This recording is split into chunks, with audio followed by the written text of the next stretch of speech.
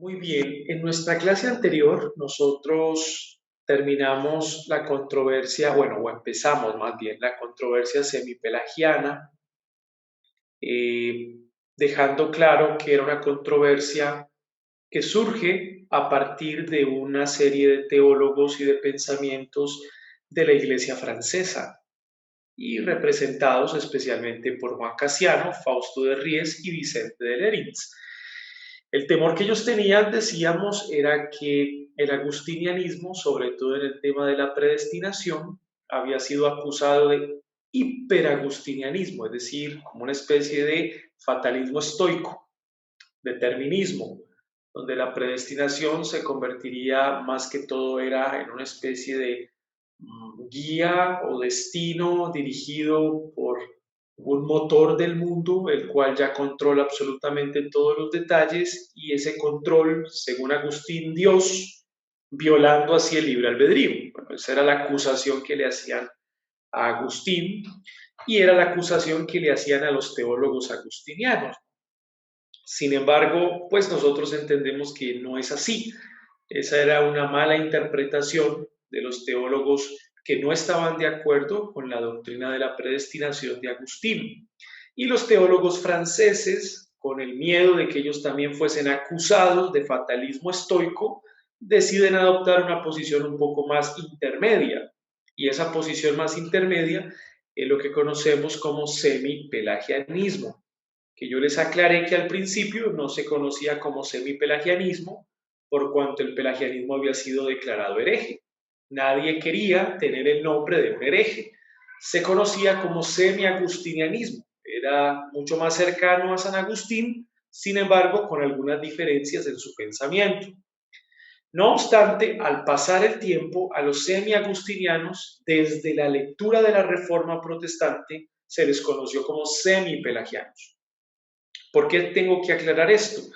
Porque la posición católico-romana respecto a, digamos, a temas soteriológicos, ellos siempre van a mencionar a San Agustín como su teólogo más importante y ellos se van a creer agustinianos en su teología. No obstante, la lectura que hace la Reforma Protestante en el siglo XVI de la teología católico-romana no era realmente agustiniana, era semi-agustiniana o semi-pelagiana, finalmente porque se acercaba más al pensamiento de Pelagio que al pensamiento de San Agustín. Eso fue lo que vimos la clase pasada y acotamos algunos conceptos importantes.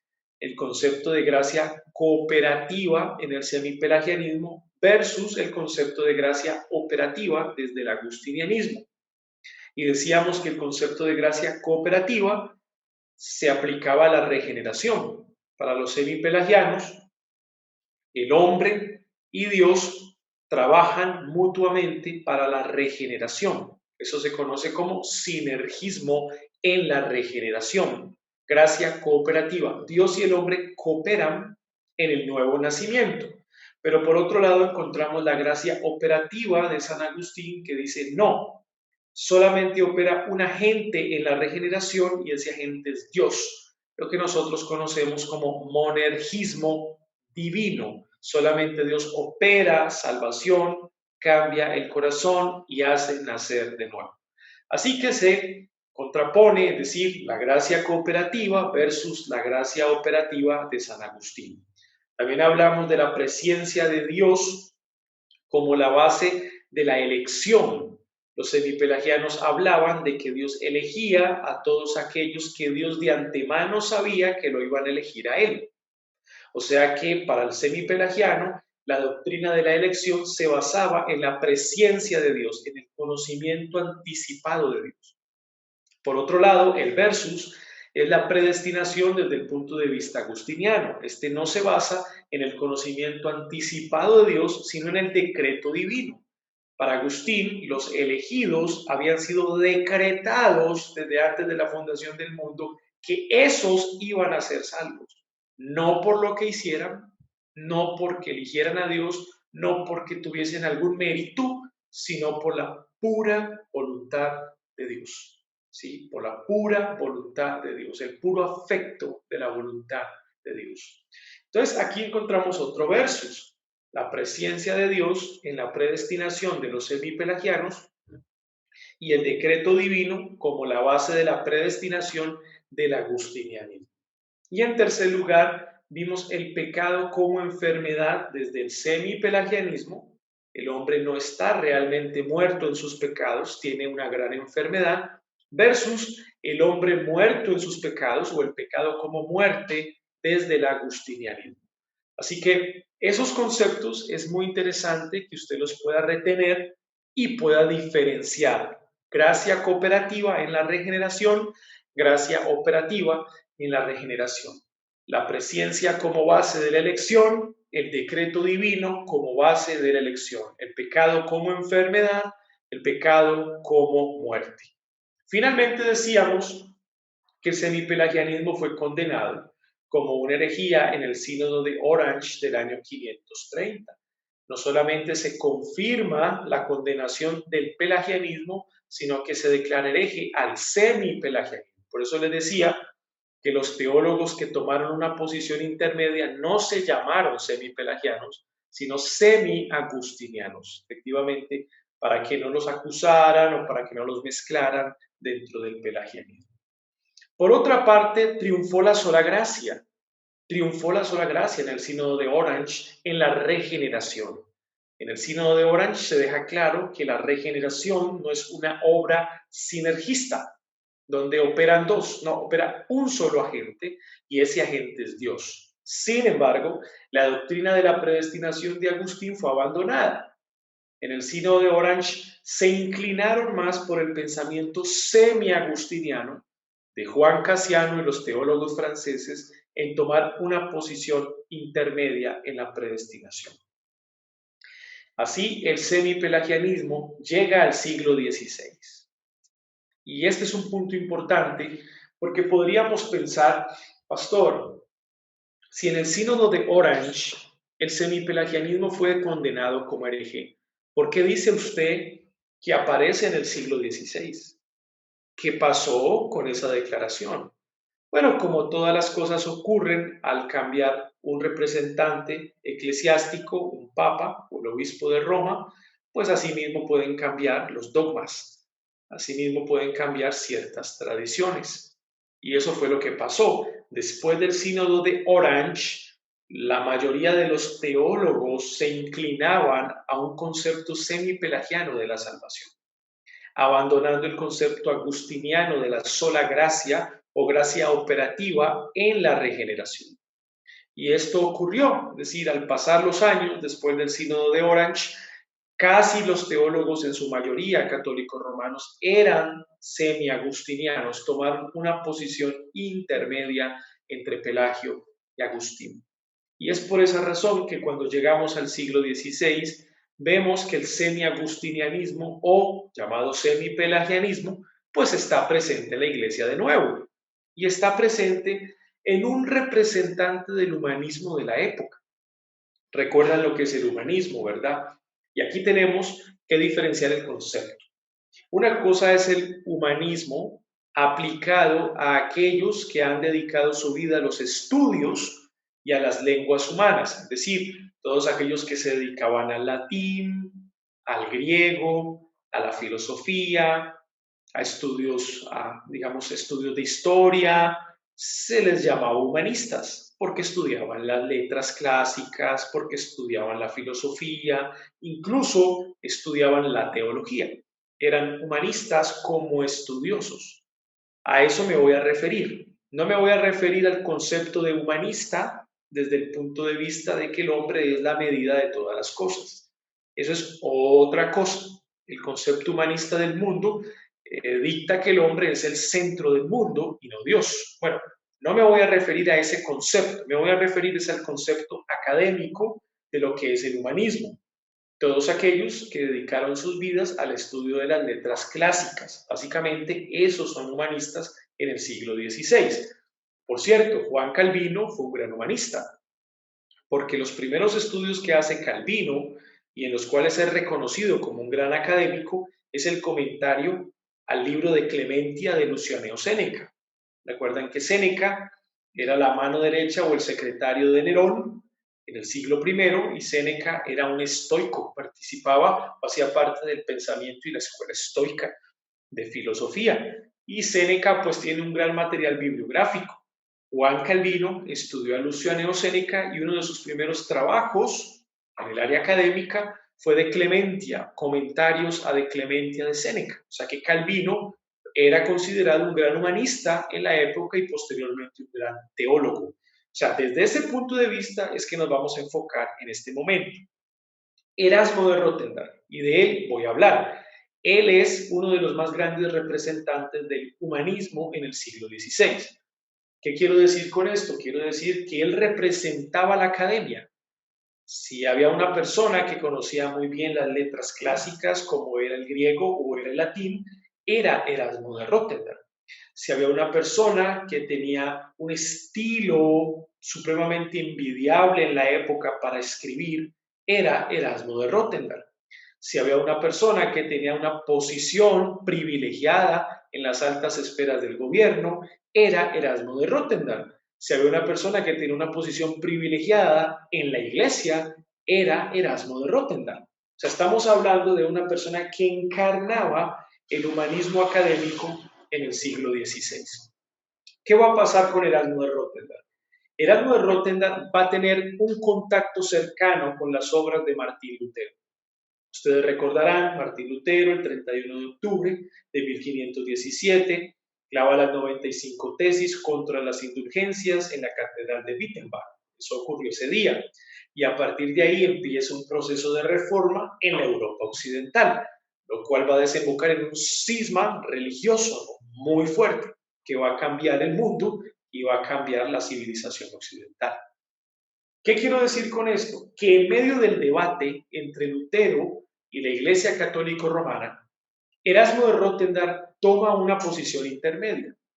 Recuerdan, era un tipo ecléctico, es decir, no se inclinaba al pensamiento católico romano 100% porque no estaba de acuerdo con toda la teología romana, pero tampoco se inclinaba al pensamiento de Lutero porque creía que Lutero era un poco exagerado en su doctrina y en su enseñanza, así que tomó una posición intermedia.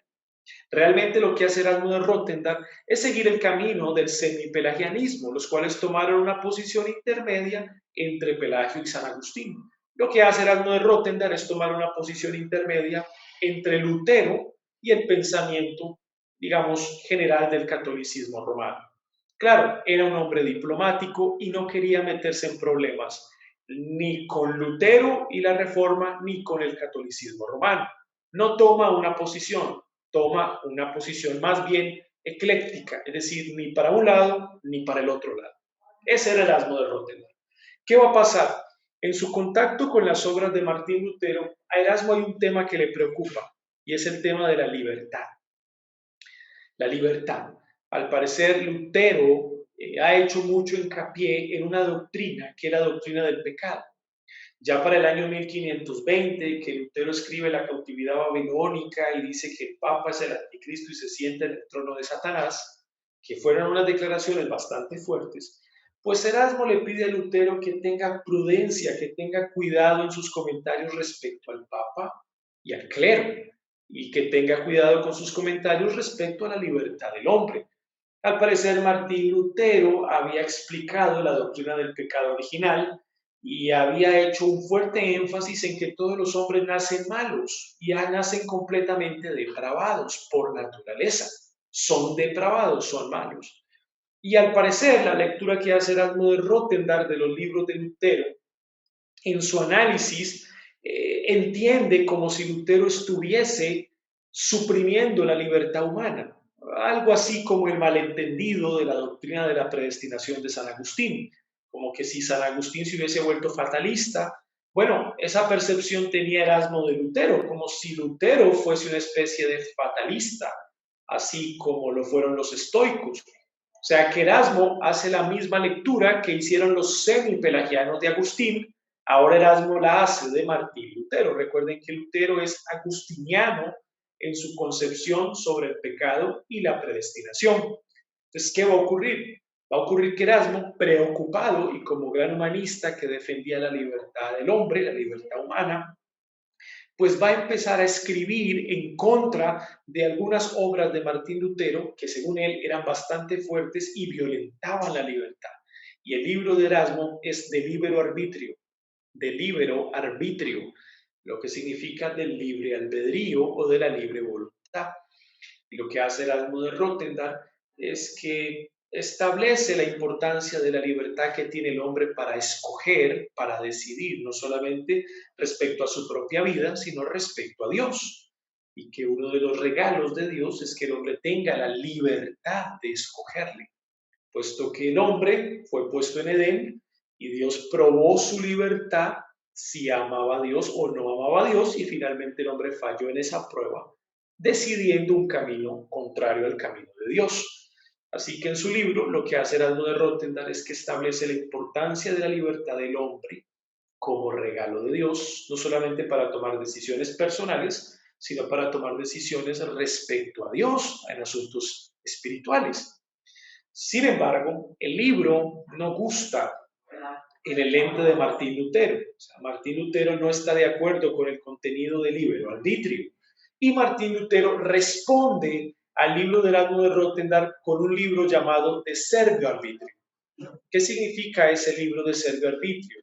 Bueno, la voluntad como esclava, como sierva de su naturaleza.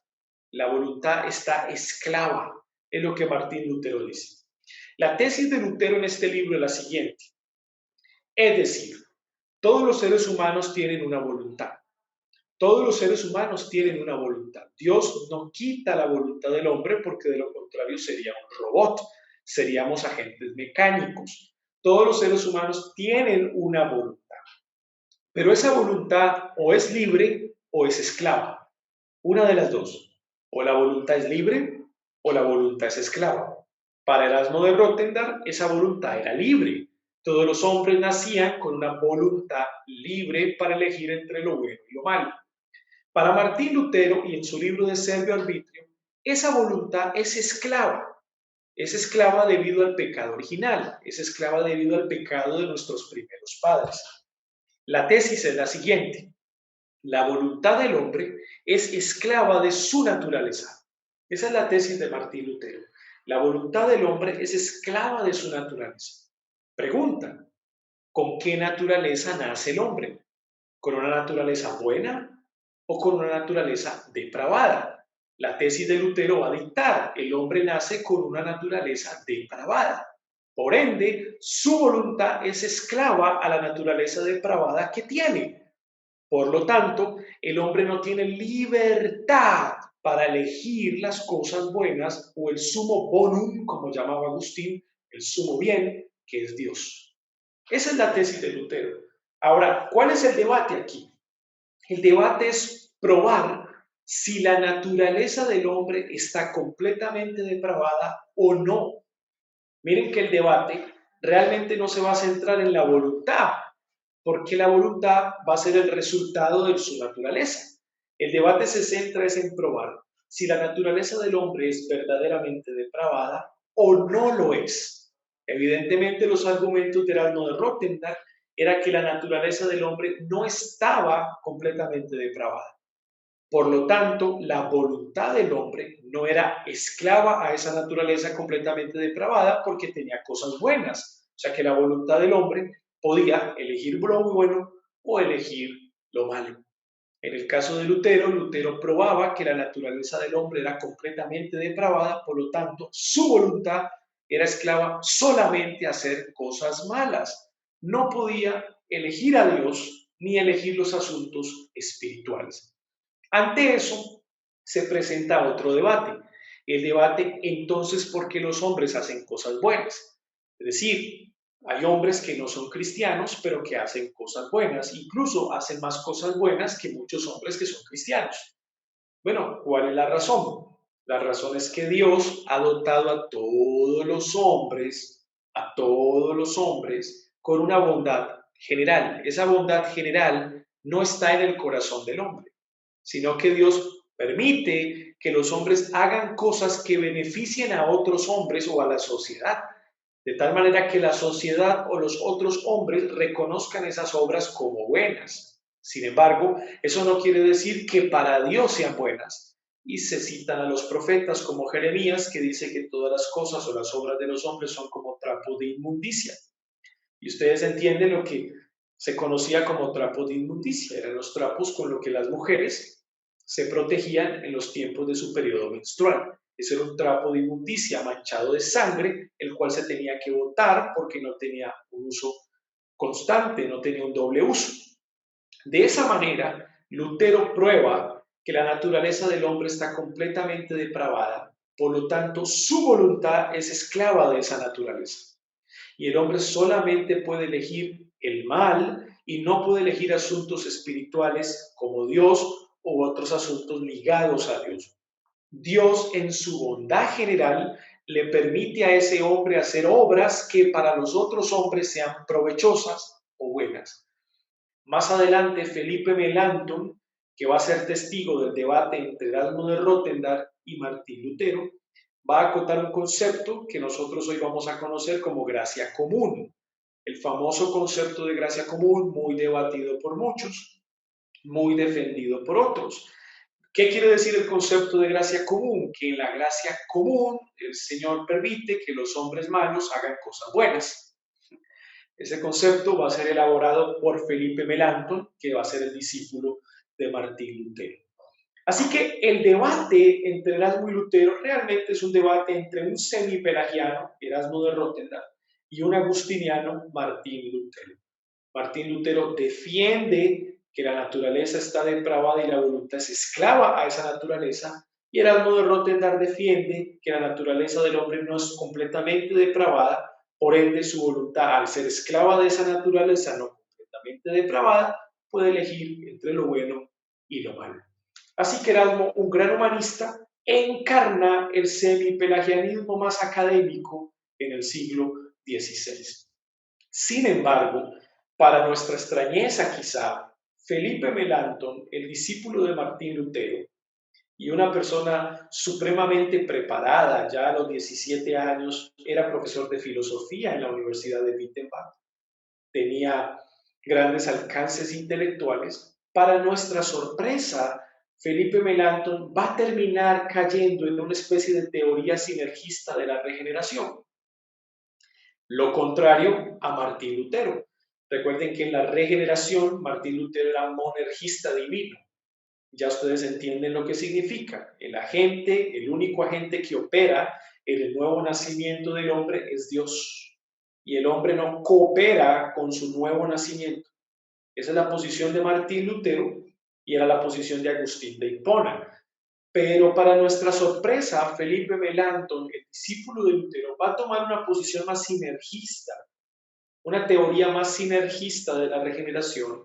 Y Melanchthon va a hablar un poco de cooperación, o sea que en Melanchthon también podemos ver algo de semipelagianismo en la regeneración, donde el hombre y Dios cooperan en el nuevo nacimiento.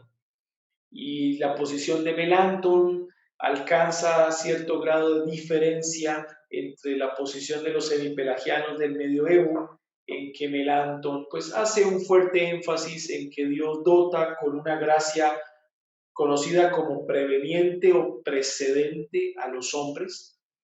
El tema no lo desarrolló a profundidad, simplemente lo dejó allí, y más adelante el tema de la gracia precedente o preveniente lo van a desarrollar los arminianos posteriormente, y va a ser su argumento para defender la cooperación o la sinergia en la regeneración.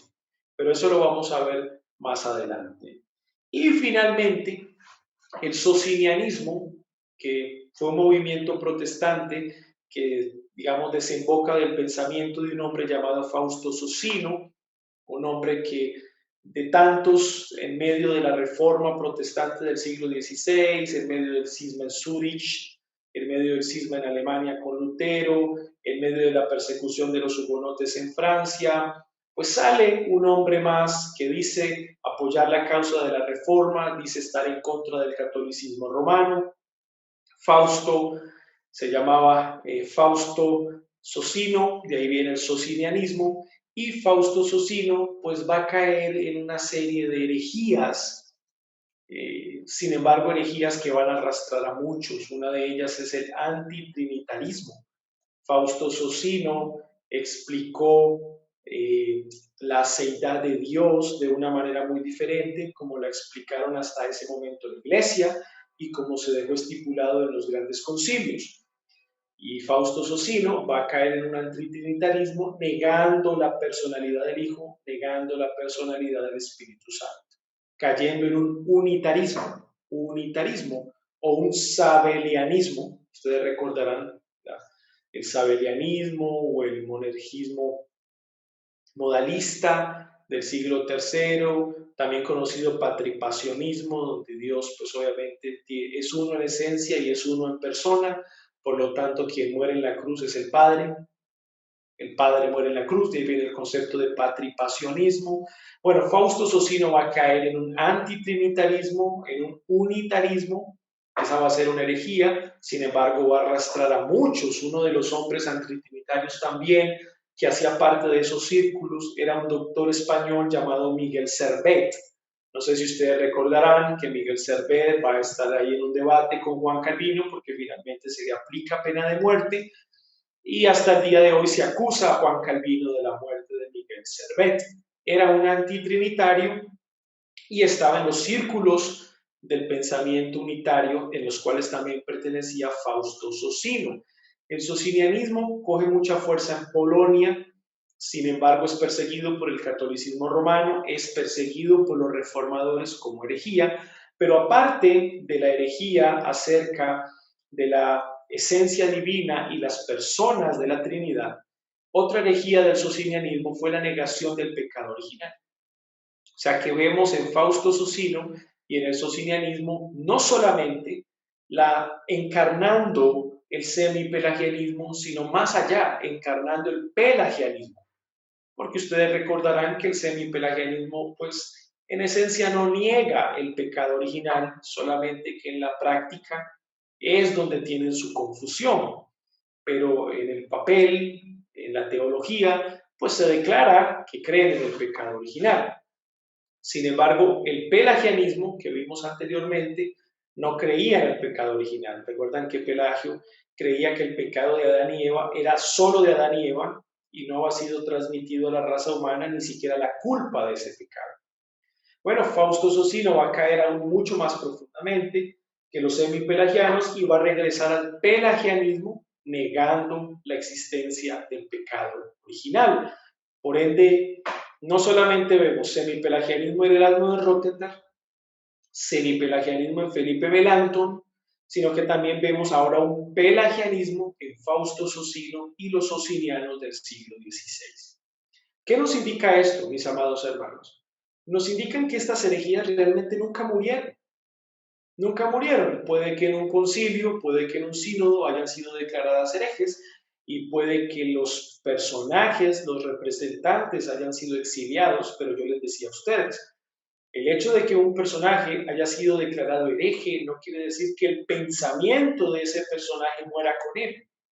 Su pensamiento puede seguir viviendo aunque el pensador haya muerto. Y eso fue lo que ocurrió con el pelagianismo y el semipelagianismo. A pesar de haber sido declarado herético en el sínodo de Orange, el pensamiento semipelagiano siguió viviendo en la cultura, siguió viviendo en la eclesiología, en la soteriología, en la antropología del medioevo y como consecuencia lo vemos en el siglo XVI, encarnado en estos hombres. Martín Lutero lo combatió frente a Erasmo de Rotterdam. Obviamente el calvinismo en el siglo XVI lo combatió fuertemente, pero esto ya nos sirve de entrada o de introducción a la controversia arminiana, la cual vamos a empezar a tocar hoy, y ya vamos a estar de lleno en el contexto de la controversia arminiana y de los cánones de Dort, ¿no? Que era donde finalmente queríamos llegar después de haber revisado todos estos antecedentes históricos sobre la soteriología y la antropología, para no hacer un trabajo como caer en el siglo XVI y olvidarnos de todo lo que pasó atrás, como si la controversia de los cánones de Dort existiera en un vacío histórico, lo cual no puede ser. Recuerden que la historia es una hilación temática que conecta varios eventos, varios pensamientos y hay un dogma que está en progreso y eso nosotros no lo podemos ignorar. Entonces, hasta aquí tenemos el contexto, tenemos el marco en el cual vamos a entrar al arminianismo y posteriormente al calvinismo del siglo XVII y a la controversia de los cánones de Dort. Hasta aquí, ¿alguna pregunta?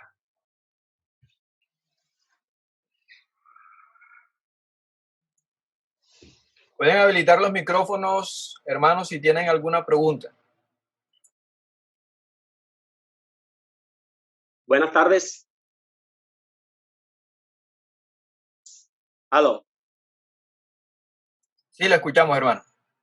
Bueno, buenas tardes, queridos hermanos y pastor. Más que una pregunta, bueno, al final voy a hacer la pregunta, pero voy a hacer un pequeño comentario para agregarle algo a lo que estaba diciendo el pastor, que es muy interesante sobre Erasmo. Quiero decir que uno de los argumentos de Erasmo a favor del libre albedrío son los mandamientos de Dios. O sea, él decía, si no poseemos libre albedrío, ¿qué sentido tienen los mandamientos que encontramos en la Escritura? Sin embargo, Martín Lutero dijo, si Dios está poniendo algo que es imposible, entonces Dios se está burlando de nosotros, que hacer algo que es imposible. En la carta de Pablo, en el Nuevo Testamento, Pablo dice que la ley tiene la intención de un ayo para llevarnos a Cristo, Gálatas 3:24. Dios manda al hombre guardar toda la ley perfectamente, en Gálatas 3:10, Santiago 2:10, etc. Sin embargo, se puede llegar a la conclusión que el hombre es incapaz de hacerse perfectamente santo.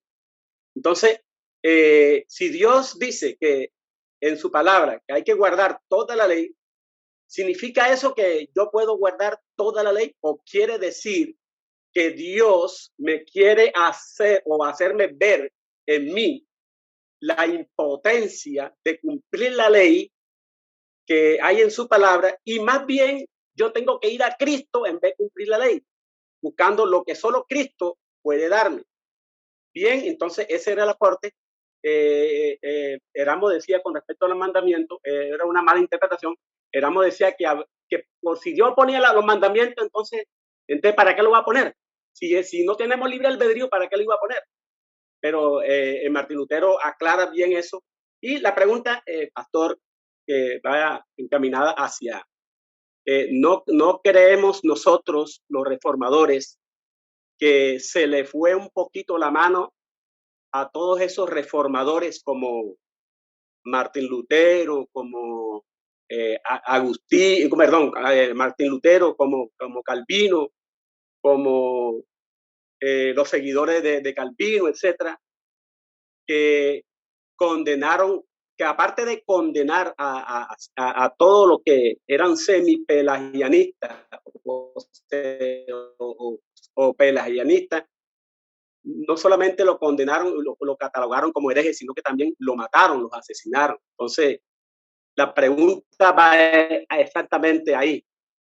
Si en el Antiguo Testamento Dios mandaba que se apedreara a los profetas, a los falsos profetas, incluso si era falso profeta, me imagino que era un hereje.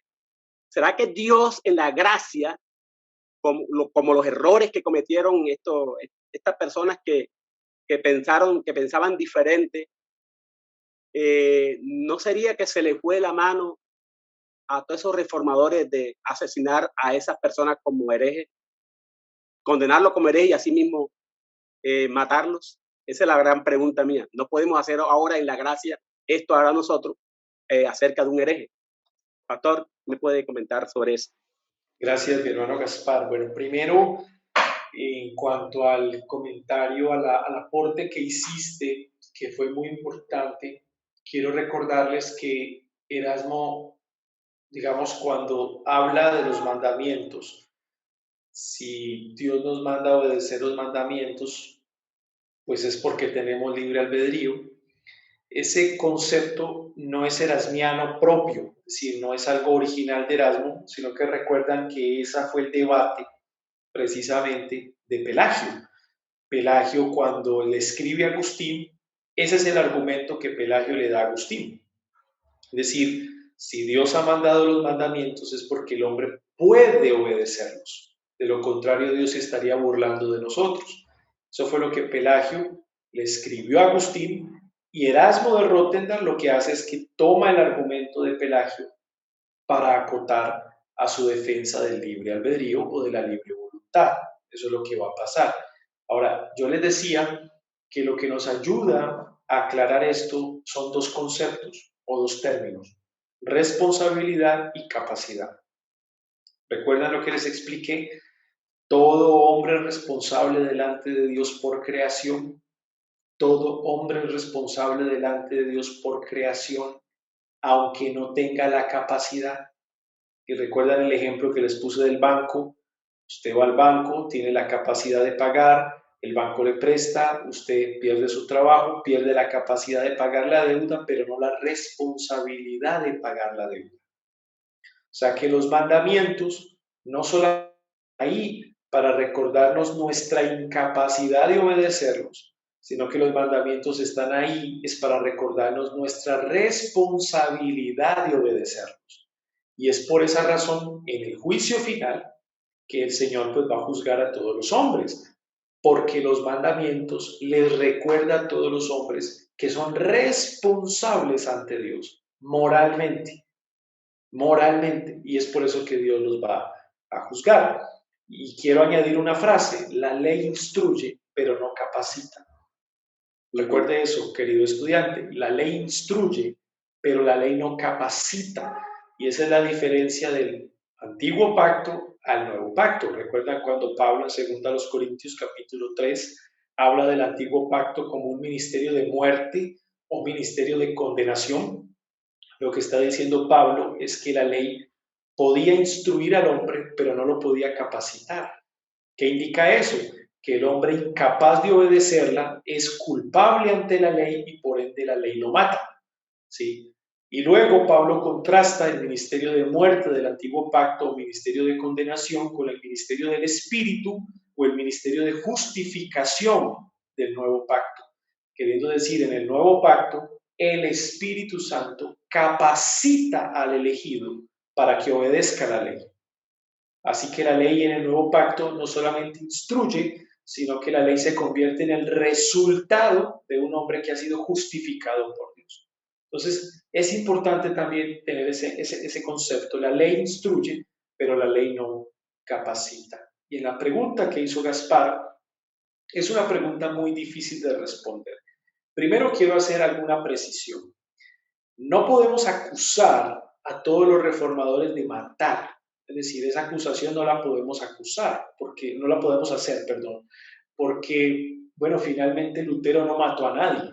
Es decir, Lutero no mató a nadie, Calvino no mató a nadie, ellos no mataron a ninguna persona.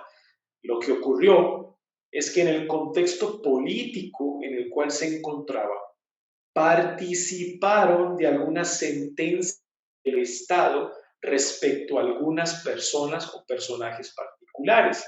Por ejemplo, Martín Lutero participó en una sentencia que dieron los príncipes alemanes en el año 1525, que fue la muerte de los campesinos. Ahora, esto tiene un contexto. Campesinos que habían sido estimulados por una serie de teólogos espiritualistas como Thomas Monser, Carlo Stadio, que al principio fueron discípulos de Lutero, luego se alejaron de él, se fueron por el lado espiritualista de las visiones, de los sueños, de que la reforma tenía que ser en la espada. Estos estimularon a los campesinos a reclamar sus derechos, que los príncipes alemanes fueran más generosos con ellos, y los llevaron a una guerra iconoclasta, ¿no? Destruyendo las imágenes, los vitrales de los templos, etcétera, etcétera, y esto se convirtió en un desorden público. Y los príncipes alemanes, que tenían en alta estima a Martín Lutero, le consultan a la luz de la Biblia, ¿qué hacemos con ellos? Martín Lutero dice, déjenme yo los persuado, y es comprobado que Martín Lutero intentó persuadir a los campesinos y a los líderes religiosos de esta secta para que se retractaran. Sin embargo, ellos no quisieron hacerlo, y también queda registrado en la historia cómo Martín Lutero finalmente le dice a los príncipes alemanes, bueno, hagan lo que tengan que hacer con ellos como autoridades civiles. Y efectivamente, como autoridades civiles, lo que hicieron fue matarlos. Ya se juzgará si el consejo de Martín Lutero pues estuvo bien o estuvo mal, pero lo que quiero decir es que esto tiene un contexto, es decir, hay un contexto político que nosotros no podemos pasar por alto. Lo mismo el contexto de la muerte de Miguel Servet, de la cual se acusa a Juan Calvino de que fue el que lo mató. Bueno, Calvino no mató a Miguel Servet, y hay prueba histórica de que fue a la prisión a persuadir a Miguel Servet para que se retractara de su doctrina antitrinitaria.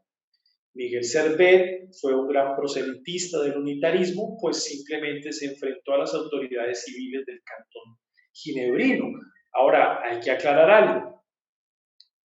Todo se estaba moviendo desde el aspecto político, es decir, declarar a una persona hereje y de establecer un castigo a ese hereje, pues tenía que ver con el Estado, o sea, no era un asunto netamente eclesiástico, donde la iglesia tomaba la decisión de matar a los herejes, sino que era un asunto estatal, porque así se venía trabajando desde el medioevo. El Estado castigaba a los que eran considerados herejes de la iglesia. Entonces había una interdependencia entre el papel del Estado y el papel de la iglesia. Ahora, algo que sí yo tengo que decirles, y es que no defendemos los errores de los reformadores. Que quizá Lutero fue muy duro, sí, porque fue duro con los anabautistas. Que quizá Zwinglio fue muy duro con los anabautistas, sí. Que quizá Calvino fue muy áspero con los que no pensaban como él, sí. En esos asuntos nosotros no los podemos defender porque es que ellos no fueron dioses y tampoco ellos fueron el mismo Señor Jesucristo. Ellos fueron cristianos como nosotros, falibles, que tenían sus errores, tenían sus defectos, y no los vamos a defender como inmaculados de ninguna manera. Vamos a reconocer que en algunos momentos sí fueron ásperos, fueron duros, quizá a algunos se les fue un poquito la mano, hay que reconocerlo, ¿sí? Pero eso hace parte dentro de la historia de la vida humana que es tan necesaria para no hacer becerros de oro, ¿verdad? Por eso nosotros no hacemos una estatua de Calvino, de Lutero, y la adoramos o la veneramos. Nada de eso, simplemente atesoramos el legado de su pensamiento. Entonces, quería decir eso. Es un tema para debatir, es un tema muy largo, sin embargo, tenemos que atender el contexto en el cual ocurrieron las cosas y aclarar que estos reformadores no mataron a nadie. O sea, ellos no mataron a nadie, sino que participaron de sentencias estatales en la muerte de un grupo de personas, sectas religiosas, que estaban como ellos. Pastor. Gracias, pastor. Ok. ¿Va a seguir Pedro Gaspar? No. Sí, era para complementar lo que dijo el pastor al final. Okay. A pesar de que ellos no fueron los actores materiales, pero por el simple hecho nada más de participar o dar órdenes o estar de acuerdo, ya se hacen partícipe, incluso hasta podría ser más, porque ellos eran las autoridades eclesiásticas, la última palabra la tenían era ellos, entonces ellos fueron partícipes o en una forma indirecta contribuyeron, así sea que ellos no fueron, digamos, aunque también dicen que fueron los seguidores de Martín Lutero, los seguidores de Calvino, que ya vinieron ya la disputa incluso ni siquiera la disputa con los arminianos, con los arminianos, entre calvinistas y arminianos fueron directamente entre Juan Calvino y Jacobo Arminio, sino fueron los seguidores de ellos que empezaron a controversiar, porque prácticamente 4 años de haber nacido Jacobo Arminio, pues a los 4 años muere Calvino, o sea que ellos prácticamente no se conocieron. Sin embargo, las controversias siguieron, pero con los seguidores. Sí siguieron con los seguidores, pero vuelvo y repito un tema, y es que hay un contexto. sea, hay un contexto en el siglo XVI que tenemos que conocer, hay un contexto. Martín Lutero tenía un concepto del rol del Estado y del rol de la iglesia se sujetaba al Estado. Ese era el concepto de Lutero. ¿Ven? Quizá nosotros hoy tenemos un concepto completamente distinto. Nosotros creemos que el Estado es una cosa, la iglesia es otra cosa y ambos van por caminos diferentes. Pero en la mente de Lutero, el Estado estaba por encima de la iglesia. O sea, la iglesia se sujetaba al Estado. Entonces, ese concepto lo lleva a dar una serie de consejos con los cuales quizá nosotros no estemos de acuerdo, pero hay que interpretarlo es a la luz de ese contexto, o sea, a la luz del concepto luterano y del contexto político del siglo XVI. Aparte, se están formando los estados nacionales, que venimos de una monarquía en el medioevo y empieza un proceso de estados nacionales, empieza un proceso en que el Sacro Imperio Romano Germánico se está deshaciendo, ¿no? Se está destruyendo a sí mismo, los turcos otomanos están conquistando Occidente, o sea que hay un tema político muy profundo y en Ginebra hay otro contexto donde los cantones de la antigua Confederación Helvética tenían autonomía estatal y podían establecer sus propias normas, había un parlamento, es decir, no vamos a sacar en limpio a los reformadores, pero yo creo que también tenemos que tener cuidado con levantar acusaciones directas contra los reformadores sin revisar el contexto en el cual se dieron las cosas. Ese sería mi consejo, mi sugerencia. Doctor, Sí, Pastor, sí, sí. eh, Quiero agregar para lo último, quiero agregar que antes de esos reformadores que fueron los pre-reformadores, como John Wycliffe, como John Hus, como Pedro Abelardo, ellos también, algunos murieron como herejes y ellos y fueron condenados, fueron llevados a la muerte en hoguera. Sin embargo, ellos como herejes no eran herejes, al contrario, estaban diciendo algo, pero como era el Estado, como dice el pastor, el Estado era el que dominaba, el Estado tenía la última palabra con relación a la parte eclesiástica, condenaron de muerte a esos pre-reformadores, como mencioné. Entonces sí, tiene cierta veracidad el contexto histórico en la cual había la relación iglesia-Estado. Listo, pastor. Muchas gracias. A usted, mi hermano. no, Pastor, antes, no sé si de pronto alguien tiene una pregunta o qué, pero antes de entrar en el break, quería hacer un aporte pequeño con base a una anécdota que me pasó respecto al tema, de manera muy breve. Y es que yo tuve un pequeño debate con un pastor carismático acerca del tema de Lutero, porque él acusaba a Lutero de asesinato, por el tema que ya hemos conversado en el día de hoy. Y yo le dije, es cierto que Lutero en cierta manera tuvo, digamos, una participación indirecta acerca de ese tipo de situaciones, pero esas acciones que tuvo Lutero no desacreditan la teología que él formó durante el transcurso de su vida. Y era como decía usted, pastor, que eso nos ayuda a nosotros a no ser o no tener ídolos de barro en el corazón. Sí, Martín Lutero fue un personaje extraordinariamente usado por el Señor, pero debemos reconocer que como todo hombre también tenía sus falencias, sus errores, etc. Y yo eso era lo que le explicaba al pastor carismático. Pero él decía que por esa... Él se refirió tanto a Lutero como a Calvino. Y él decía que por esa mancha en el testimonio de ellos, decía el pastor carismático, por eso él rechazaba la reforma. Y yo le decía que lo que él estaba cometiendo era una falacia, porque una cosa no tiene que ver con la otra. Porque si nos ponemos a revisar la vida de cada creyente en la historia de la iglesia cristiana, le vamos a encontrar fallas. De una u otra manera, le vamos a encontrar fallas. Sin embargo, no podemos desacreditar ese valor histórico y también espiritual de la teología que ellos desarrollaron durante el transcurso de su vida. Ese era mi aporte, pastor. Pastor, era para lo siguiente. Cuando se presentan estos tipos de controversia en bandos, el que queda casi siempre malherido o disgustado ejerce violencia contra el otro y muchas veces el Estado tiene que intervenir.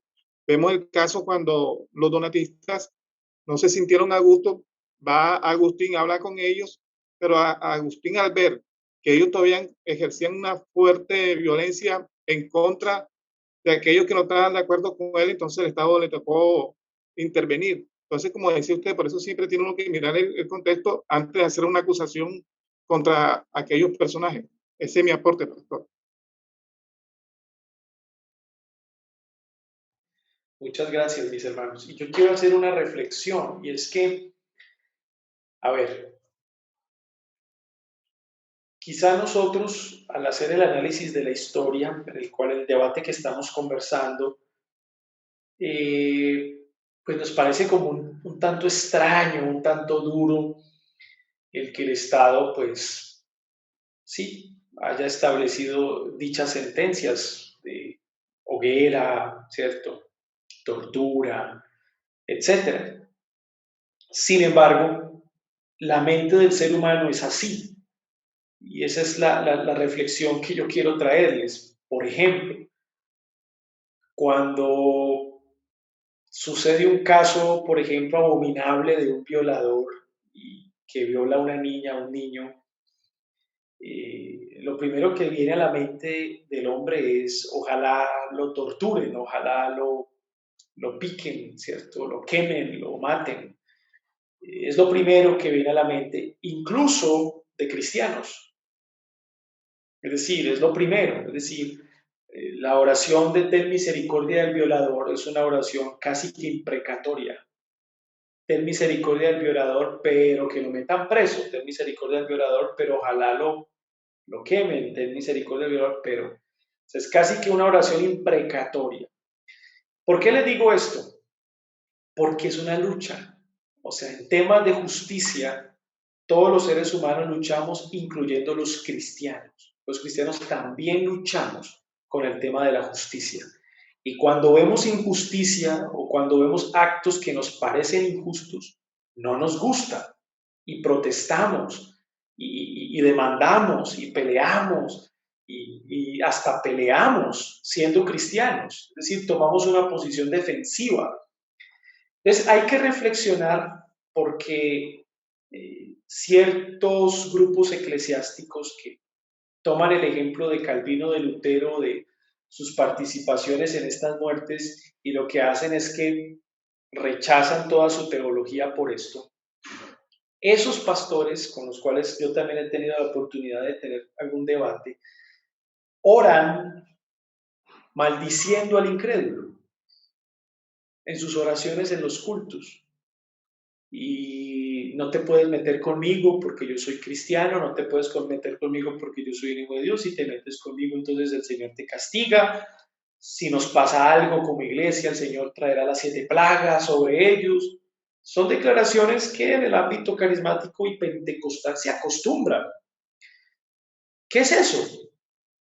Es devolvernos unos siglos atrás y simplemente declarar, tiene que morir porque no piensa como yo o porque está en desacuerdo conmigo. Es lo mismo, solamente que en el contexto lo espiritualizamos porque obviamente no estamos en una teocracia, ¿cierto? Estamos en un Estado de Derecho y bueno, unas ciertas particularidades ya, pero más en temas de política. Pero en el ámbito espiritual es el mismo espíritu. Es el mismo espíritu y finalmente con el pueblo de Dios nadie se mete porque el que se meta entonces recibirá las consecuencias y esto y lo otro. Y eso en esencia es el mismo espíritu de celo que pudo haber tenido Lutero, que pudo haber tenido Calvino. Es decir, por eso hoy tenemos que ser muy prudentes, o sea, muy cuidadosos, porque los errores que quizá ellos pudieron cometer en algún momento son los mismos que cometemos nosotros hoy, pero de diferente forma, ¿no? De diferente faceta o de diferente manera. Entonces, por eso tenemos que cuidarnos de juzgar la historia sin tener en cuenta el contexto de la misma, ¿no? Hermano Ese Jonathan. es un buen tema para un ensayo. Eso es un buen tema para un sí, señor, así es, así es. Hermano Jonathan, regálame un minuto, es que estoy desde celular y no tengo el chat a la mano. Ah, mi hermano Giovanni, ¿cómo está? Sí, me regalan un minuto para hacer un apunte en el tema que están tratando. Claro, claro que sí. Sí, de todas maneras, un apuntico nada más. Bueno, de todas maneras va a haber en lo que están tratando de los personajes, y ustedes lo han aclarado, que son de todas maneras humanos y tienen errores, normal. Pero quiero aportar esto, que de todas maneras se va a dar el juicio de la historia o el juicio de las instituciones, y se va a dar la opinión de Dios. Entonces se van a dar esas dos cosas. Así es, así es. Y yo creo que en el día del juicio final, como ustedes lo saben por la Biblia, pues no solo el incrédulo será juzgado, ¿no? Ustedes saben por la Biblia que los creyentes también seremos juzgados. Y claro, los creyentes no seremos juzgados para condenación, pero sí como lo dice Pablo en Primera de Corintios capítulo 3, para probar nuestras obras, si salen victoriosas o se queman en el fuego, ¿no? Entonces, finalmente, como dice el hermano, va a haber un juicio final y Dios tiene una sentencia. Muchos de nosotros como cristianos se nos quemarán algunas obras, a otros quizá no, y efectivamente el incrédulo pues recibirá su castigo final y se dará cuenta de sus errores definitivos, ¿no? Que solamente el Señor conoce.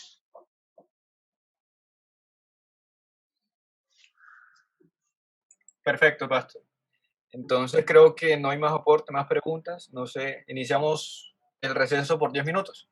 10 minuticos y cuando regresemos, la última media horita, entonces ya entramos a Jacobo Arminio. Perfecto, pastor. 10 minutos. Ahora sí, digamos, con todos los antecedentes que ya conocemos en este curso durante estas 3 clases que hemos tenido, pelagianismo, agustinianismo, semipelagianismo, sus representantes, el contexto histórico. Bueno, ya con todos estos antecedentes creo que ya podemos entrar directamente al tema que nos compete en el curso, ¿no? Que son los cánones de Dort. Pero como marco de estos cánones de Dort, primero tenemos que conocer a Jacobo Arminio y lo que se conoce como arminianismo, ¿no? Jacobo Arminio, pues fue un teólogo del siglo XVI, destacado, y hay que decirlo, pues perdió a su padre cuando era muy niño y su madre con mucho esfuerzo le dio el estudio. Ustedes saben que para esa época las personas que no hacían parte de los mejores de la aristocracia y tenían recursos económicos importantes, pues tenían menos posibilidades de educarse. Eso le pasó a Lutero. Ustedes recuerdan que a Martín Lutero se puede educar gracias a un señor llamado Conrado Cota, ¿no? Que es un señor muy rico, y Conrado Cota y su esposa son los que adoptan a Lutero y le dan el estudio en Heidelberg. O sea que hay una ayuda ahí. En Calvino es diferente. Calvino tenía un poco más de recursos económicos y su padre, que era tesorero de la iglesia, pues estaba un poco más acomodado. En el caso de Arminio, pues sin padre, su madre con mucho esfuerzo lo educó, recibiendo muchas ayudas externas de personas, digamos, que participaron en la educación del joven porque le vieron grandes capacidades intelectuales. Y es por eso que Jacobo Arminio puede educarse, puede salir adelante. Y si ustedes ven bien, pues él nace en el año 1560. Como lo decía el hermano Gaspar, Juan Calvino muere en el año 1564, o sea, 4 años después del nacimiento de Arminio. Entonces, realmente ellos no se conocieron. Jacobo Arminio y Juan Calvino no interactuaron. La controversia se va a dar es por parte de los arminianos y por parte de los calvinistas, pero no hay una controversia entre Arminio y Calvino, no la hay. Así que Su primera, digamos, la primera etapa de la preparación de Arminio fue en la Universidad de Leiden. Ustedes recuerdan esta universidad en los Países Bajos, pues era una de las universidades más importantes de la Europa del siglo XVI. Y no cualquiera pues realizaba sus estudios en esta universidad. Y Arminio estuvo ahí entre el año 1576 y el año 1582. Y estuvo bajo la dirección de grandes pensadores, hombres que no estaban de acuerdo con la doctrina predestinacionista de Juan Calvino, hombres que decidieron tomar una posición intermedia en el pensamiento calvinista imperante de la época. Y efectivamente, pues esto causa un impacto en la vida de Arminio. Efectivamente, Arminio crece como un hombre crítico, crítico del calvinismo, con mucho celo, digamos, por no ser acusado de fatalista, que era el temor que se tenía en el siglo XVI con el calvinismo, que fuesen acusados de fatalistas, y toma una posición intermedia. Sin embargo, la Universidad de Leiden tenía una particularidad, y era que la junta directiva de la universidad estaba compuesta por calvinistas y por no calvinistas, digamos anticalvinistas. Entonces eso permitía que fuese multifacética, es decir, que en la universidad los profesores dictaran clase desde una posición calvinista y otros profesores dictaran una posición más anticalvinista. Ese fenómeno se dio en la Universidad de Leiden y Jacobo Arminio lo vivió, o sea, Jacobo Arminio vive ese fenómeno y él se convierte pues en el hijo o en el fruto de ese fenómeno, ¿no? Él va a tomar una posición más intermedia, no quiere que lo acusen de fatalista como se estaba acusando a los calvinistas, pero tampoco quiere irse al otro extremo y que lo acusen de semipelagiano, ¿no? Porque pues que a usted lo relacionen con Pelagio o el semipelagianismo, pues evidentemente no va a hablar bien de usted en temas teológicos. Entonces Arminio, como era un hombre crítico, un hombre pensante, un gran académico, estudia su segunda etapa de formación, lo hace en la Universidad de Ginebra o en la Academia de Ginebra. Ustedes recordarán que la Academia de Ginebra fue fundada en el año 1559 por Juan Calvino y Teodoro Beza, quien va a ser el rector, ¿no? Posteriormente tras la muerte de Calvino. Y que la Academia de Ginebra en un tiempo, del año 1559 al año 1564, formó a 100 misioneros, ¿sí? En un lapso de 5 años más o menos, 100 misioneros. Y ese es el testimonio de la historia que tenemos de los misioneros que no solamente fueron a Francia a morir, sí, porque el catolicismo romano en Francia fue imperante. No solo murieron en Francia, otros murieron en España, otros murieron en Portugal, sino que muchos de ellos vinieron al Nuevo Mundo y aterrizaron en San Andrés y Providencia, muchos de ellos en las costas del Brasil, en algunas islas del Caribe. O sea, hubo un mover misionero del calvinismo en el siglo XVI, muy significativo, que procede de la formación de la Academia de Ginebra. Y uno de los frutos más reconocidos es John Knox, el escocés que termina, digamos, siendo egresado de la academia, viajando a Escocia e impactando a Escocia con la Reforma Protestante y posteriormente Inglaterra, ¿no? Entonces, Arminio estudia en esta Academia de Ginebra y obviamente conoce el calvinismo, el corazón del calvinismo, y tiene a profesor a Teodoro Beza. Teodoro Beza estuvo allí con Arminio, Teodoro Beza puede instruir a Arminio. Teodoro Beza era, digamos, uno de los máximos representantes del calvinismo en el siglo XVI. Entonces Arminio puede conocer el corazón del calvinismo y luego que termina sus estudios, entre 1583 y 1587, regresa a Ámsterdam y en Ámsterdam es ordenado pastor en 1588.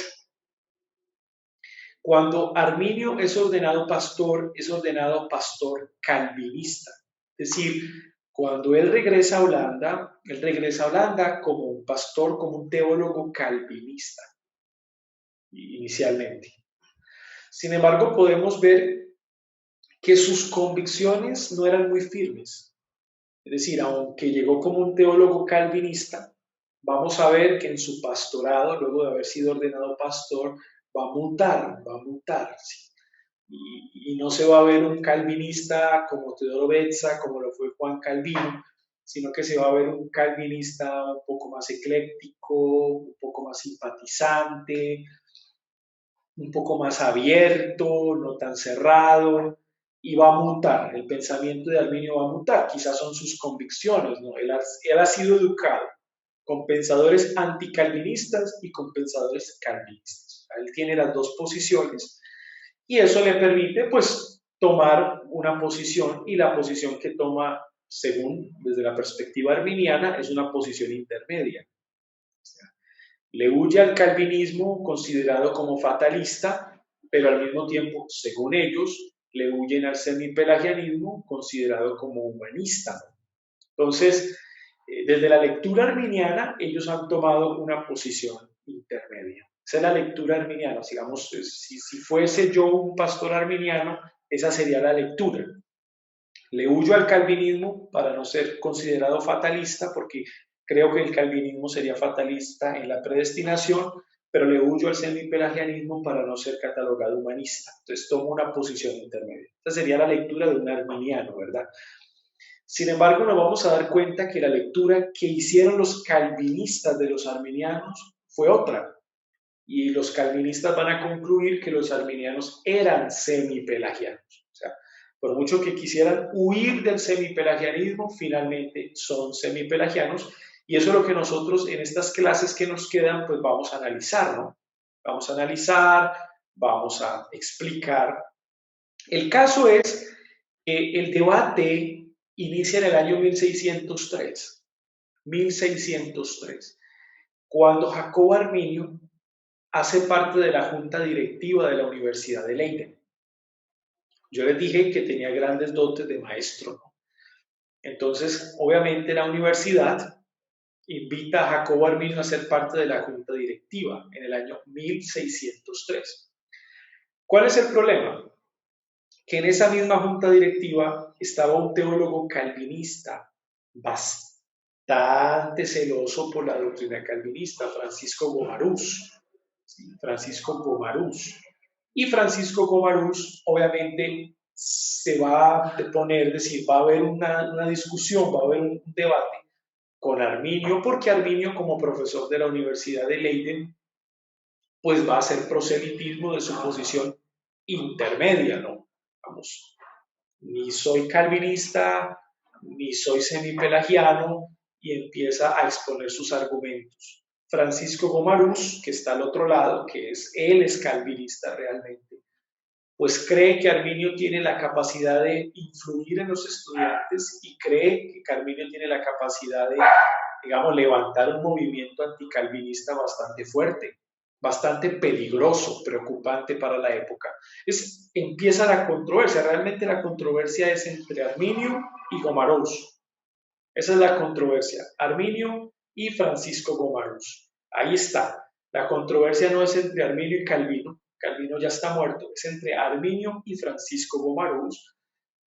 Los estudiantes de Gomarús en Holanda se van a conocer como gomeristas.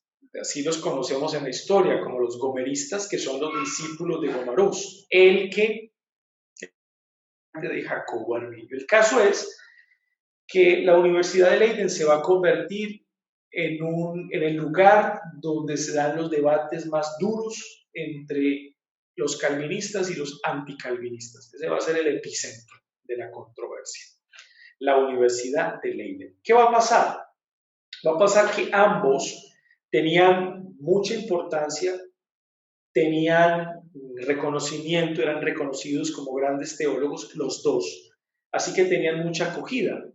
Ya para el año 1609, que es el año en el que muere Jacobo Arminio, la universidad está dividida. O sea, la universidad tiene estudiantes arminianos que estaban de acuerdo con la posición de Arminio y con estudiantes calvinistas que estaban de acuerdo con la posición de Francisco Gomarós. O sea que la universidad estaba dividida. Y la junta directiva de la universidad también estaba dividida, es decir, habían teólogos gomeristas, ¿sí? Discípulos de Francisco, calvinistas, y habían teólogos una inclinación mucho más arminiana. O sea que ahí había una complicación bastante fuerte que tenía que solucionarse. El tema es que esa complicación, ese debate desde 1603 entre Arminio y Francisco Gomarós, desemboca en lo que nosotros vamos a conocer como la remonstrancia. La remonstrancia. ¿Qué es la remonstrancia? La remonstrancia es un documento de protesta. Es un documento donde se va a plasmar el pensamiento de los arminianos. O sea, ¿qué creía Arminio y nosotros como arminianos? Entonces, en ese documento se va a dejar por escrito, es un documento de protesta, por eso se llama remonstrancia o protesta. Y va a ser un documento que será presentado ante las autoridades civiles de Holanda. ¿Por qué razón? Y volvemos al tema político. Desde la política, desde el Estado, había una serie de normas o leyes que condenaban ciertas doctrinas, ciertas enseñanzas. Evidentemente los arminianos no querían tener problemas con las autoridades civiles de Holanda porque las autoridades civiles holandesas eran calvinistas. O sea, ellos habían adoptado la doctrina calvinista de la predestinación, de la soteriología. Entonces los arminianos tenían el temor de que fueran perseguidos, obviamente. ¿Por qué? Porque pues su doctrina era anticalvinista y esto les hacía ir en contra incluso de las autoridades civiles. Entonces, el documento de protesta, que es la remonstrancia, es un documento no solamente teológico, es un documento político, porque los arminianos con el documento están buscando un lugar en Holanda donde puedan enseñar sus doctrinas libremente y en la universidad no tener problemas. ¿Por qué? Porque el debate en la universidad había crecido tanto que estaba afectando, ¿cierto?, al entorno, digamos, la sociedad se estaba viendo afectada, había un cisma en Holanda. Y las autoridades civiles, cuando se dan los cismas religiosos, intervienen porque un cisma religioso divide el Estado. O sea, tiene el poder para dividir el Estado. Entonces, las autoridades civiles tenían que intervenir. Entonces, los arminianos dan un paso adelante.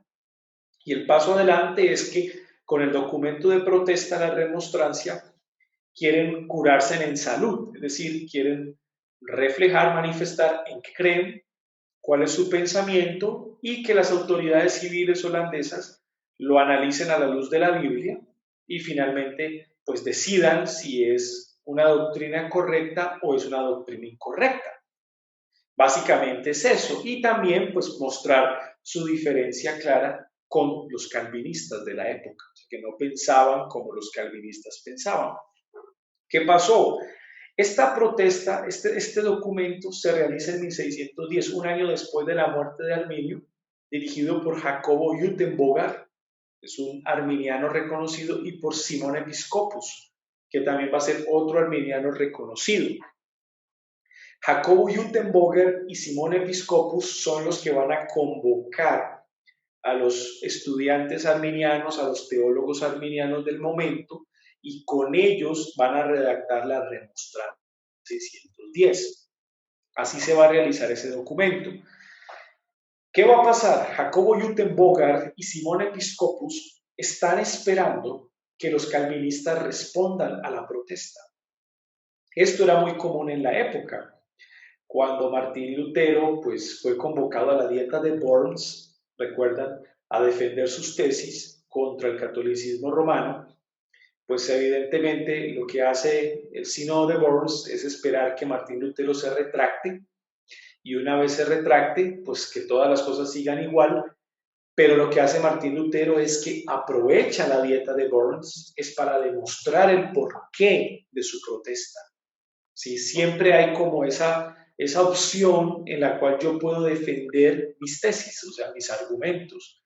Lo mismo pasó en la dieta de Spira, donde nuevamente se reúnen, donde los luteranos tienen que dar cuentas, los príncipes luteranos tienen que dar cuentas y ante el emperador Carlos V, y ellos manifiestan públicamente por qué no son católicos romanos y por qué en sus territorios del Sacro Imperio Romano Germánico pues no iban a seguir estimulando la religión católico romana, sino que se iban a hacer al otro lado del pensamiento de Lutero, y a partir de ahí se les llamó protestantes por primera vez. O sea, hay un lugar donde se presentan los argumentos, se defienden y se espera que el contrincante o el otro responda a mis argumentos. Pasó también en la dieta de Augsburgo, donde Felipe Melanchthon lleva la confesión de Augsburgo, que es la primera confesión protestante y es luterana, donde están los artículos de fe luteranos, y se espera una respuesta del emperador Carlos V. Que ustedes conocen la historia, la respuesta no es muy positiva y esto los lleva a la guerra entre católicos romanos y protestantes, bueno, etcétera, etcétera, y una guerra que termina ya posteriormente en 1649 en la paz de Westfalia. Pero ese es otro tema. ¿Por qué les explico esto? Porque esta era la costumbre, es decir, yo presento mis argumentos y espero que el otro responda a mi protesta. ¿Qué fue lo que pasó? Que los arminianos protestan en 1610 y los calvinistas no responden. No responden. Ahora, pues podríamos preguntarnos por qué no responden. Bueno, hay muchas teorías, hay muchas críticas. Por ejemplo, una de las teorías es que los calvinistas no se tomaron en serio la protesta arminiana. O sea, cuando los arminianos realizan la remonstrancia, el documento, y lo presentan, los calvinistas pensaron que el arminianismo no iba a coger mucha fuerza. Se iba a ser un movimiento más bien pequeño, que simplemente iba a desaparecer con el paso de los años y no iba a producir mayor cosa. Esa teoría es como la más fuerte, o sea, del por qué los calvinistas no responden a la protesta arminiana, sino que simplemente la dejan pasar. Algo muy parecido como cuando Lutero clava las tesis en la Universidad de Wittenberg y el Papa León X se queda tranquilo, ¿cierto? Porque cree que Martín Lutero pues es un pequeño monje ahí, como más adelante le va a llamar un cerdo, que no tiene el poder pues para armar un cisma y nada de lo que parece, ¿no? O sea, lo despreció, lo tuvo en poco. Al parecer, los calvinistas no creyeron que la protesta arminiana tuviese tanta fuerza y se quedaron quietos. Pero ¿cuál fue el resultado? Que la protesta arminiana cobró muchísima fuerza en Holanda y en Europa. En Holanda y en Europa. Tuvo mucha fuerza, al punto de que, por ejemplo, un hombre como John Smith, que venía de Inglaterra y que estaba en Holanda haciendo sus estudios, recuerden que Inglaterra fue un país bastante, digamos, convulsionado, de movimientos políticos, reyes y reinas, persecuciones. Entonces a los protestantes en Inglaterra, cuando gobernaba un rey o una reina católico-romana, tenían que huir porque se desataba una terrible persecución. Muchos huían a Holanda. Holanda era un país casi de refugio en la Europa del siglo XVI y XVII, donde los protestantes se podían cuidar. Es decir, John Smith llega a Holanda huyendo de una persecución en Inglaterra. John Smith es el fundador de los bautistas, ¿sí? De lo que se conoce como los bautistas generales, o sea, los bautistas no reformados, los bautistas generales. Y él era arminiano, por ejemplo, porque cuando visitó Holanda, huyendo de la persecución inglesa, pues ¿quiénes lo acogieron? Los arminianos. Estudió con arminianos. ¿Eso qué quiere decir? Y más o menos en el año 1611-12, John Smith llega a Holanda. O sea, ¿qué quiere decir eso? Quiere decir que el arminianismo, a partir de la remonstrancia, cobró muchísima fuerza en Holanda. Y hombres de fuera de Holanda, ¿sí?, se identificaron con el arminianismo fácilmente, se identificaron fácilmente, al punto de que el arminianismo hasta 1618, que es donde se convoca el sínodo de Dort para responder al arminianismo, ¿cuántos años han pasado? Han pasado casi 8 años. El arminianismo tiene mucha fuerza en Europa. Hay arminianos en Holanda, hay arminianos en Inglaterra, ¿sí? Y una muestra de eso son los bautistas generales en Inglaterra, que su soteriología es arminiana, por ejemplo, ¿sí? Hay arminianos en algunas ciudades-estado, ¿sí?, que ya se habían empezado vamos a fragmentar en el Sacro Imperio Romano Germánico, que eran germanas, menonitas, arminianos, que vienen de menoncismos, de los anabautistas radicales arminianos en su soteriología. Es decir, van a haber un grupo de movimientos protestantes que van a adoptar el arminianismo, va a tener muchísima fuerza. Eso hace que los calvinistas en Holanda respondan a la remonstrancia arminiana y responden con los cánones de Dort, ¿sí? Y eso es lo que vamos a ver más adelante. Van a convocar un sínodo en la ciudad de Dordrecht, Holanda, en 1618.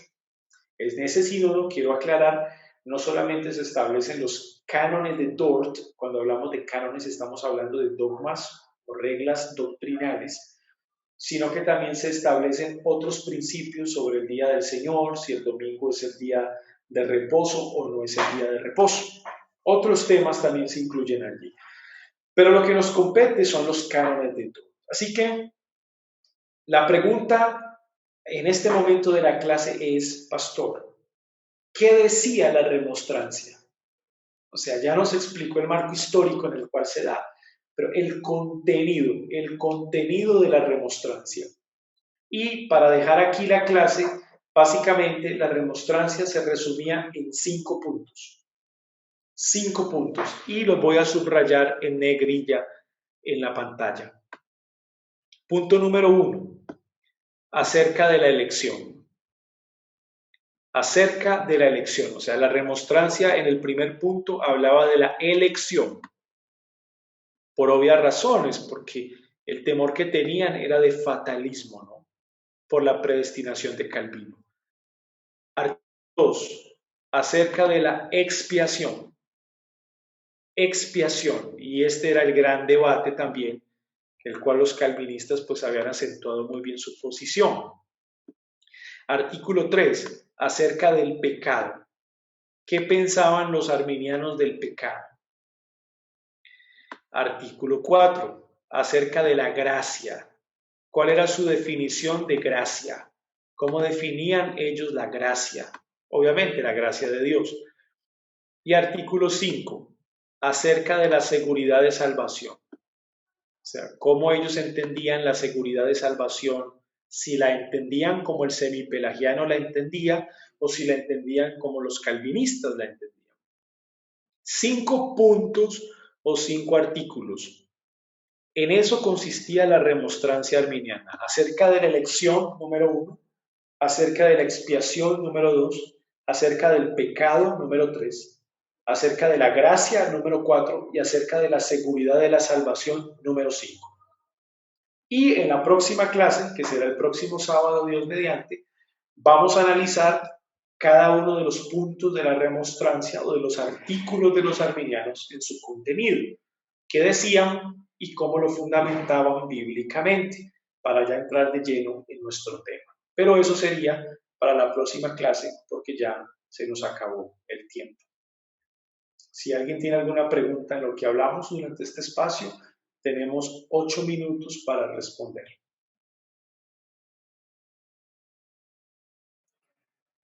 Bueno, quien tenga alguna pregunta puede alzar la mano. Perdón. Una pregunta, hermano Jonathan. Me disculpa que estoy en celular y no tengo la mano echada.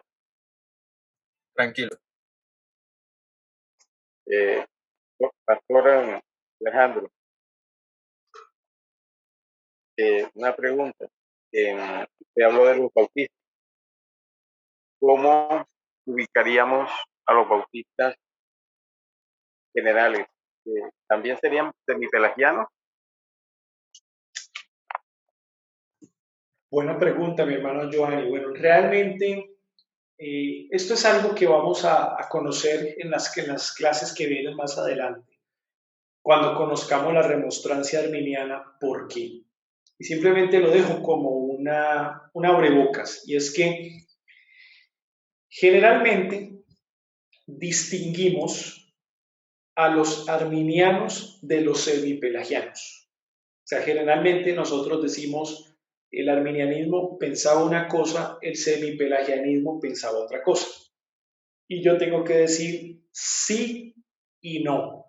Hay un sí y hay un no. O sea, hay un sí en que eran diferentes porque vamos a verlo, hay diferencias. O sea, eso lo vamos a ver en clase. Pero no porque finalmente la estructura, su esquema soteriológico es básicamente el mismo. Entonces, si la pregunta es, ¿los bautistas generales eran arminianos o semipelagianos? Pues entonces la respuesta depende del análisis que hagamos de la remonstrancia. Si usted me pregunta a mí, en mi opinión personal, pues es lo mismo. Yo diría que los bautistas generales son arminianos, por ende son semipelagianos en su fundamento, en su estructura. ¿Sí? ¿Por qué? Porque hay un sí y hay un no. Hay un no que los diferencia, pero hay un sí que los une. Y vamos a ver que en su esquema, eso que los une es bastante fuerte, bastante fuerte. Y lo otro es que mi opinión se basa en el lente de los gomeristas, en los calvinistas del siglo XVII. Que aquí la pregunta es, ¿qué pensaban los calvinistas del siglo XVII de los arminianos? ¿Cuál era la lectura que ellos hacían de los arminianos? Bueno, históricamente la lectura que tenían los calvinistas de los arminianos era que los arminianos eran semipelagianos. Y es por eso que son declarados herejes en el sínodo de Dordrecht, porque son semipelagianos. Esa es la lectura calvinista. Pero obviamente, para llegar a este tipo de conclusiones, pues necesitamos conocer la remonstrancia, luego compararla con el pensamiento semipelagiano y luego compararla con el pensamiento calvinista para poder llegar a este tipo de conclusiones. Así que los bautistas generales son arminianos históricamente. Obviamente tienen una estructura semipelagiana que no pueden ignorar.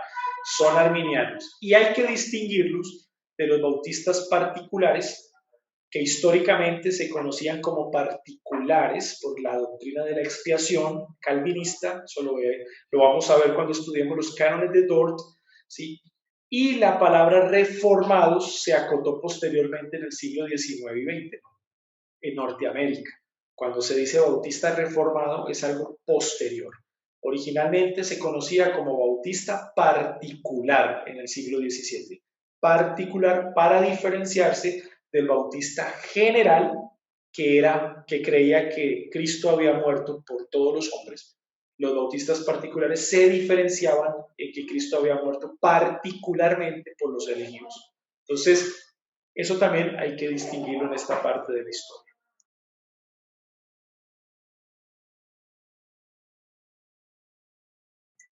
Hermano Gaspar. Pastor, ¿qué podemos decir que después del año 1600, entre los años 1618 y el año 1648, que hubo 30 años, que fue la guerra de los 30 años que se originó con respecto a entre los reformadores y los contrarreformadores, que tuvo un origen inicialmente religioso y posteriormente político y de conquista de territorio, dando origen a tres grandes grupos que son los anglicanos, los protestantes y habían ya otro grupo, la iglesia romana, los protestantes y los anglicanos. La pregunta es, ¿cuál fue el meollo del asunto con respecto a lo que ya se venía discutiendo, con respecto a la controversia entre el arminio y calvinista, con respecto a la guerra de los 30 años? Desde el punto de vista religioso, ¿tuvo implicación estas discusiones, estos debates, o hubo otros debates más profundos que agudizaron la parte controversial entre los contrarreformadores y reformadores? Pues mira, mi hermano, lo que pasa es que realmente el corazón de la problemática o de la guerra es la diferencia doctrinal entre el católico romano y el protestante. Ese es el corazón de la guerra. Recuerda que en el año 1545, cuando se redacta el Concilio de Trento, un año antes de la muerte de Lutero, el catolicismo romano empieza una contrarreforma dada por los jesuitas, ¿sí? Y hay una especie de inquisición. Hay una inquisición muy fuerte y se da en Francia, la inquisición se da en España, ¿sí? Donde mataban, recuerda la masacre de San Bartolomé, 1571, que es los católicos romanos masacrando a los protestantes, a los hugonotes franceses. Hay una inquisición que dura hasta el año 1648, 1649 en la paz de Westfalia. Esa guerra es entre católicos romanos y protestantes. Okay. O sea, la guerra básicamente está sintetizada en esos dos bandos. ¿Qué es lo que va a pasar? Lo que va a pasar es que los protestantes van a empezar a tener diferencias entre ellos mismos.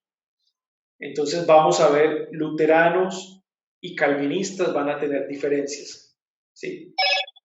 Arminianos y calvinistas van a tener diferencias, o sea, los mismos protestantes van a tener diferencias entre ellos mismos. Entonces, la guerra que inicialmente es entre católico romano y protestantes se agudiza por las diferencias doctrinales que tienen los protestantes entre ellos mismos, se va a agudizar. ¿Por qué se va a agudizar?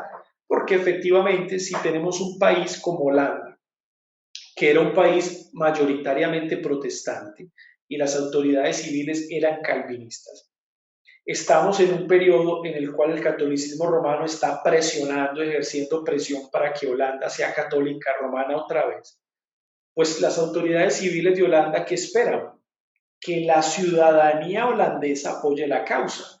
Pero si la ciudadanía holandesa se divide, calvinistas y arminianos, se fractura, pues obviamente el hacerle frente a la contienda contra los católicos romanos va a ser más difícil, porque nos estamos dividiendo a nosotros mismos acá.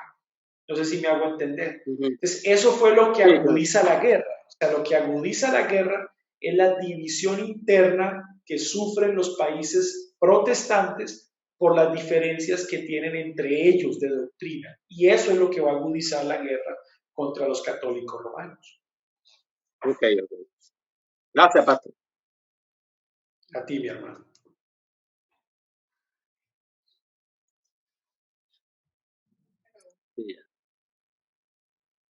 Mis hermanos, si tienen alguna pregunta más, una opinión, pueden activar el micrófono. O si todo quedó claro.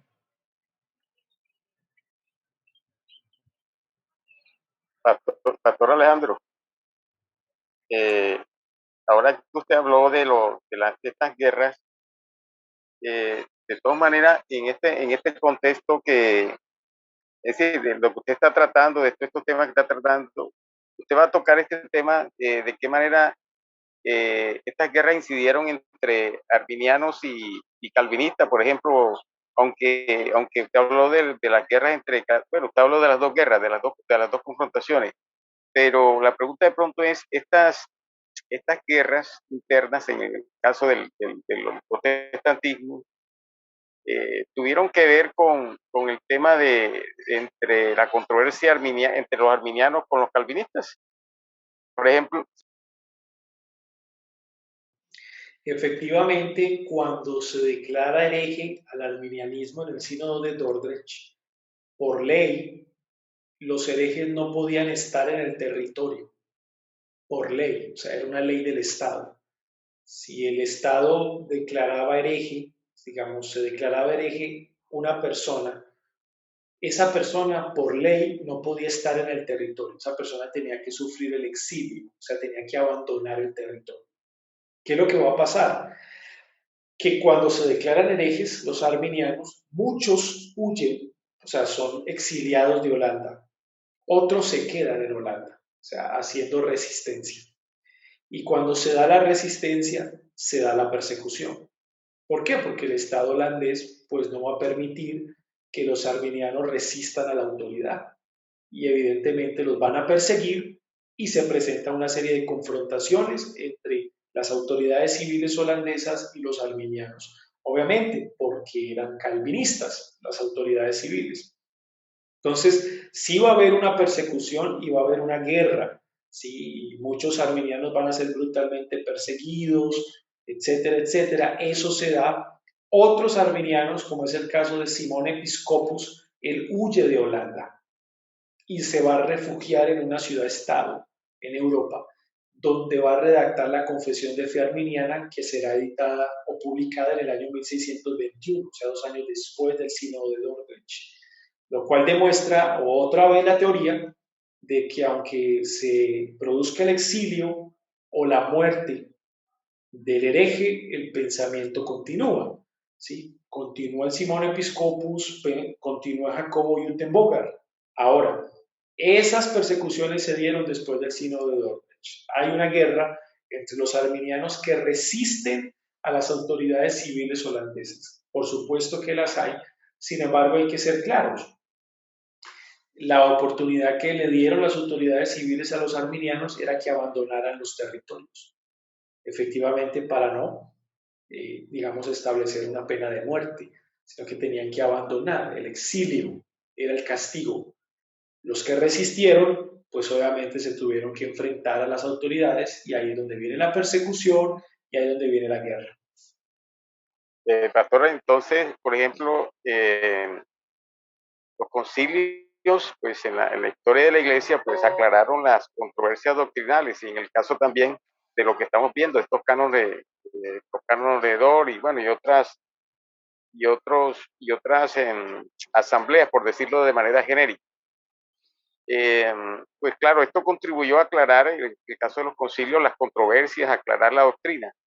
En el caso de las guerras y todo lo que usted ha tratado ahora mismo, ¿de qué manera esto, o sea, cómo impacta el desarrollo de la iglesia? Usted nos ha aclarado que una cosa es la teología, historia de la teología de la iglesia, que es lo que estamos viendo, y otro asunto es la historia de la iglesia. De pronto la pregunta que le hago de pronto incide, no sé si incide en los dos temas o en uno determinado, pero entonces sí, la pregunta es, estas guerras, así como los concilios contribuyeron a aclarar la parte de la controversia doctrinal, estas guerras, ¿cómo impactan o a la historia de la iglesia o a la historia de la teología? Sí. Sí, efectivamente el impacto es en la fragmentación del protestantismo. O sea, estas guerras fragmentaron el protestantismo, lo dividieron, lo partieron, porque, claro, el sínodo, digamos, contribuye en el progreso del dogma, ¿sí? En el pensamiento. El sínodo contribuye en el progreso del dogma, pero el sínodo tiene una fractura política, y esa fractura política, pues, es la que fragmenta al movimiento protestante. De ahí que el movimiento protestante se divide cada vez más se divide, al punto de que hay tantos pensamientos dentro del movimiento protestante diversos, tantos grupos protestantes que, digamos, difieren los unos con los otros. O sea que el gran impacto dentro de la historia de la iglesia protestante es la fragmentación de la misma y el resultado de lo que vemos hoy. En el siglo XXI, pues si nos pusiéramos a señalar las diferentes denominaciones protestantes y las diferencias que hay en todas las denominaciones, pues imagínense. Ahora, si usted me pregunta a mí, pues yo creo que aunque esto es negativo en el sentido de que fragmentó al movimiento protestante y lo debilitó en parte, creo que ha sido bueno para nosotros hoy, porque de todas maneras nos muestra la fragilidad del hombre, la falibilidad del hombre y que tenemos es que depender netamente del Espíritu Santo. O sea, que no hay un movimiento realmente que se haya mantenido en sus propias fuerzas, ¿no? Sino que se ha mantenido es por la preservación de Dios, o sea, porque Dios así lo ha querido. Entonces, yo soy calvinista, pero yo no me voy a jactar del movimiento calvinista como movimiento. O sea, yo tengo es que reconocer que Dios ha preservado estas doctrinas hasta el día de hoy, que hoy me nutren, me edifican. El pastor carismático pentecostal, pues va a estar agradecido con Dios porque conoció al Señor allí, en esa iglesia o en ese movimiento. Ya es otro tema las diferencias que tengamos, pero él va a estar agradecido porque el Señor le permitió conocerlo en el Evangelio que se le fue predicado allí. Y va a orar y va a darle gracias a Dios porque el Señor los ha preservado. Además, nosotros los latinoamericanos recibimos el Evangelio fue de parte de los pentecostales. Claro, estoy hablando de los pentecostales trinitarios. De ellos fue que nosotros los latinoamericanos recibimos el Evangelio. O sea que, aunque hoy diferamos con ellos en doctrina, en soteriología, en antropología, en escatología, en muchas doctrinas, hay una gratitud en el fondo porque a través de ellos los pueblos latinoamericanos conocieron un mensaje distinto al católico romano. Y el Señor así lo permitió, así lo quiso. O sea que a pesar de la fragmentación que debilita el movimiento protestante, la misma fragmentación hoy nos hace más humildes y nos hace más agradecidos y nos hace más dependientes del Señor. Muchas gracias. Excelente, pastor, esa explicación. Bueno, Entonces, si mis hermanos tienen una pregunta o ya finalizamos de sí, ya, porque ya se nos acabó el tiempo. nos vemos el sábado, seguimos avanzando. Todo muy, muy bien explicado, de mucha edificación, pastor, que Dios lo siga bendiciendo y estaremos puntuales el sábado con la ayuda de nuestro Dios. Amén, amén, que así sea. Muchas bendiciones a todos, que Dios nos siga guardando. Dios los bendiga, mis hermanos. Un Sí, abrazo pastor, fraternal. Saludos, pájaro, está por acá, doctor. Saludos. Oh, quise hacer una pregunta, pero ya se me fue el tiempo. hermano Roberto. ¿Una pregunta tenía el hermano? Sí, el doctor Elías tiene una pregunta de pájaro. La última, vamos a darle el chance, pues la última antes de irnos. A propósito del reconocimiento que se le hace a la iglesia pentecostal, en ese orden de ideas pienso que hay que agradecerle a los católicos que nos presentaron su religión, pero no vino en lugar de ellos el musulmán, el otro, que hubiera sido catastrófico. Evidentemente, mi hermano, el Señor permitió que así fuese y que fuese el catolicismo romano por medio de los españoles y de los portugueses que llegaran acá. Pues obviamente, a ver, no desconocemos que fue muy duro para el evangélico entrar a estas tierras. El católico romano lo persiguió muy fuerte y hubo también una especie de inquisición, ¿cierto? Sin embargo, sí, si vamos a hacer una evaluación entre qué pudo haber sido mejor, si católico romano o islamismo, pues evidentemente es mejor el catolicismo romano, porque de todas maneras traen doctrinas cristianas que los protestantes compartimos. Recuerdan que los 4 concilios de la Iglesia, conocidos como ecuménicos, los compartimos tanto católicos romanos y protestantes. O sea, es lo que tenemos en común, a pesar de que hay muchas diferencias. En esos 4 concilios están las doctrinas que tenemos en común. Vívanlas o no la vivan, es lo que tenemos en común. O sea que eso obviamente pues es mucho mejor que haber recibido toda la confesión de fe del Corán, porque es completamente aparte, obviamente, de la enseñanza de los 4 concilios ecuménicos. Muchas gracias, pastor. A ustedes, mis hermanos. Entonces nos vemos. Dios los bendiga. Ok.